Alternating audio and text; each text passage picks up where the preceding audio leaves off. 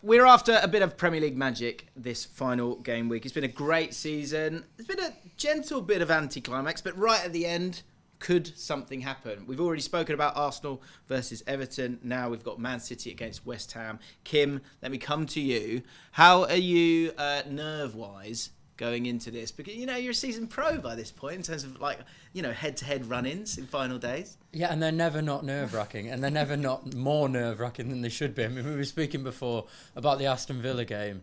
70 minutes, and we're 2-0 down to Aston Villa, and then we score 3 goals in 5 minutes. The QPR game, obviously, we can all hark back to that.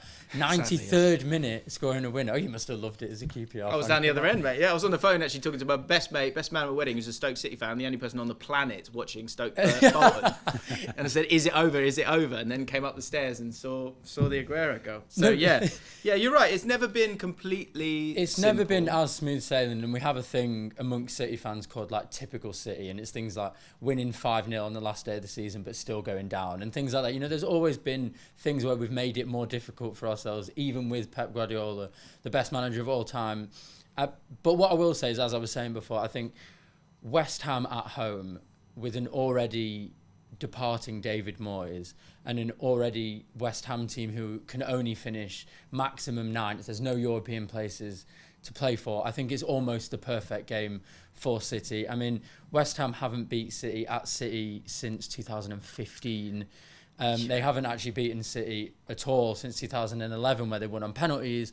So the record is obviously very poor. I think Moyes has won 1 in 15 against Guardiola as well. So everything would suggest a comfortable Manchester City win, apart from the fact that Manchester City like to cause their fans heart murmurs on the last day of the season. Yeah, I think the one thing that I'm going to try and make a little case for West Ham here. One thing I would say, first of all, in terms of a general goodbye to David Moyes, I think for a lot of the people within that squad, they will have probably had good times, bad times, arguments, all sorts, right? But a lot of memories. He's had an incredible career there and generally. And in terms of the way that they play and the way that Man City on occasion have been sort of hurt a little bit, sometimes being that bit direct, but also having those players who can sort of come and help when it comes to transition. Antonio's always a bit of a, very, very difficult to deal with. I don't think he gets the respect he deserves, because he is someone who can always kind of do a bit of both, despite being, 90-something kg, but he can still run the channels, and especially, 33 now? It's incredible. But you've got him, but you've also got someone like Jared Bowen, you've got Kudus, you've got players who can kind of run with the ball as well. And often with Man City games, it's, you're in the other team's final third, which leaves a lot of space. And so something crazy could happen. And if that chance happens and that moment happens, Kudus or Jared Bowen are actually the kind of players I would quite like to see in those scenarios. Well, I think it's not... They can be dangerous. It's not beyond the realms of possibility at all. And I think in the way that they play football, with the players that they've got, like you mentioned, Bowen, Kudus, Paqueta, West Ham have nothing to play for, which means that they might not be as defensive as they would ordinarily be. They might actually play just free-flowing, go out there, have a little bit of fun and see what happens. And they definitely have the players who can cause City troubles. And if City play as nervously as they did on Tuesday night, which was actually a poor performance, one of the worst of the season in the first half, West Ham do have the players on the counter-attack. You mentioned Antonio, who's caused Man City a lot of problems over the years. So it's not beyond the realms of possibility at all that they could score, go ahead, and then the stadium gets nervous, and then the players get nervous, and then anything can happen. Because it will be a very different game to the Tottenham game in terms of style of play. Absolutely. I thought that got to Man City a little bit, just because it was they're probably not used to that sort of hectic nature of the game. There was a pass from Rodri.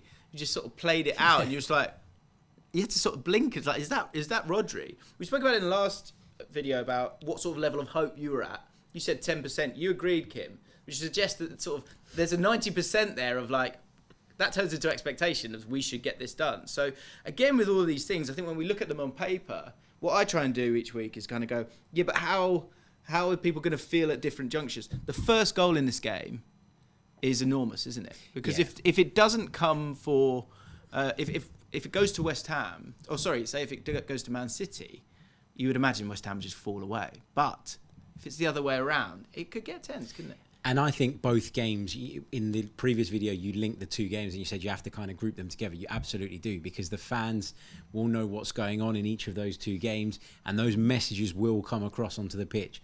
So, for example, if Arsenal are at 0-0 and Manchester City go a goal behind, do Arsenal become a little bit more frantic? If it's the other way around, do Manchester City become a bit more frantic? And even without it being deliberate, do they, in their minds, start looking at the game differently? So I think it's going to be really, really interesting. First goals, how those messages get across, and that's going to have an impact, I think, on both sides. But looking at West Ham, it's not even about West Ham so much for me. Like, they have checked out. The season's done. They have got those players that you mentioned that can hurt Manchester City, that can hurt anybody. But I just look at City's record. Premier League unbeaten run currently stands at 21 matches. And of those 21, they've only drawn 4. And those draws have been Palace, Chelsea, Liverpool and Arsenal.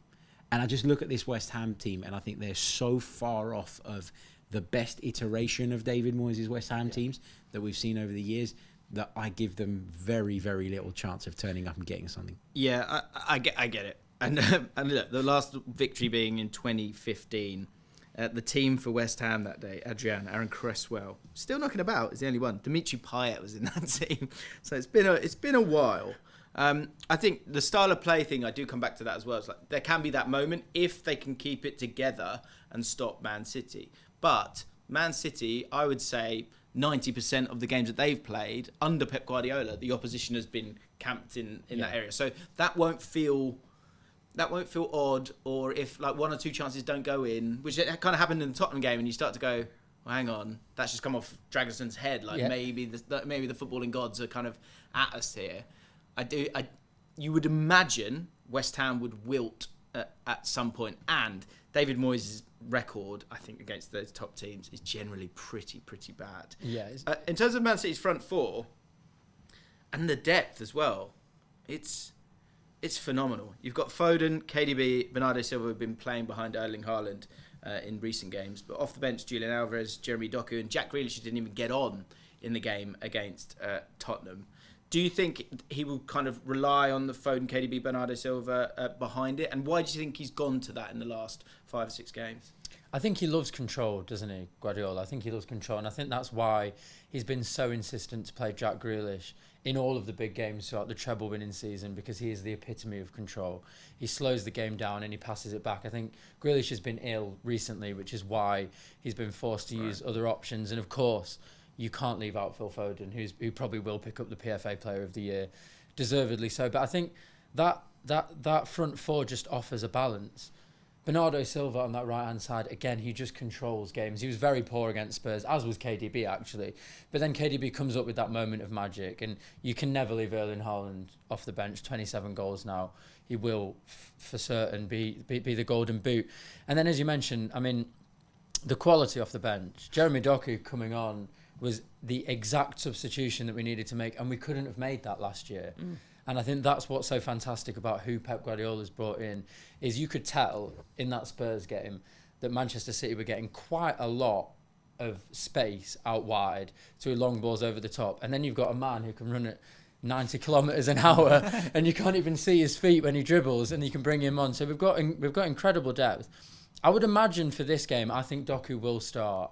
And I think because of the way that West Ham will set up and the defence and their sort of defensive ability, I think that a player like Doku, who can just grab the game by the scruff of its neck if needed, or with Kev and Rodri pinging balls in behind, I think he could cause them a lot of problems. And of course, he did play at the London Stadium and scored his first goal for City, and probably one of his best performances in a City shirt as well. Final thing back at you. This year, I think the one question mark at the start of the season was Gundogan not being there, Riyad Mahrez not being there, and the loss of the bit of the composure of those two. Like both of them so calm, such great finishers.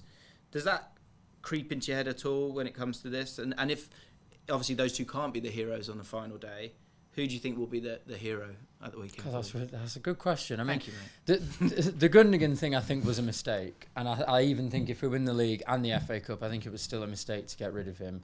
I think Manchester City could certainly have gone further in the Champions League if he was playing, because he has that experience, he has that composure, and he can always come up in big moments. But they've got strength in depth. They've got absolutely unbelievable players. You've got De Bruyne, who can bring something out of nothing. Rodri always comes up with big moments and big goals, as we saw in the Champions League final. And Haaland's kind of inevitable. I think...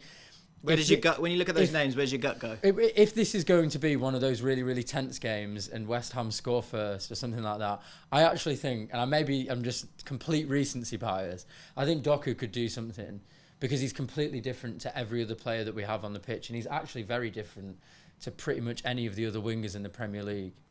Interesting. How do you think this one will play out, mate? I think it's going to be a comfortable Manchester Lovely draw. City victory. Yeah, I think it's going to be a comfortable victory. You've mentioned some of the forward options, and this is where I think Manchester City are that bit ahead of Arsenal.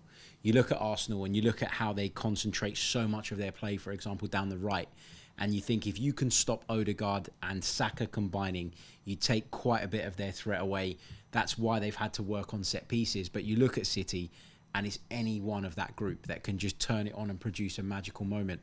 And that's where I still think they're ahead. I still think they've got greater depth. I still think they've got more options. And so, when we're talking about West Ham turning up and maybe spoiling the party, it just feels a bit fantasy to me. Just in relation to that, I find that quite interesting because my opinion as a City fan and someone who's watched every single game this year is I think Arsenal have been a better team. I think you've played football. I think you've played better football, and I think you've been the best team in the league, actually by quite some way. And I think what has won City the league, if they win the league, is like you say, is the superstars of the De Bruynes and the Haalands, which there are only a handful of in the world, and City have collected and nurtured them under Guardiola, which is why, if this is going to be as tense as it could be, those players are the players who are going to pull it out and probably win City the league again. Yeah. My prediction, just a name that we haven't spoken about, if it does get tense, I feel like Julian Alvarez could be a bit of a difference maker, because if they play that low block and you're going to need to have sort of balls in the box, Haaland can sometimes be a bit of a decoy, and so there will be a lot of a focus around him. So to have he's not a Gundogan, but maybe getting in Gundogan areas in terms of Julian Alvarez, who might stay that little bit more central or get himself into the box more so than those other players that we're discussing here. I wonder if he will have a part to play. 11 goals, 9 assists, and 7 big chances created for him. So yeah, I think Man City will do it as well. Does anyone care to predict? Let us know in the comments down below. Can you get it spot on? Off you go.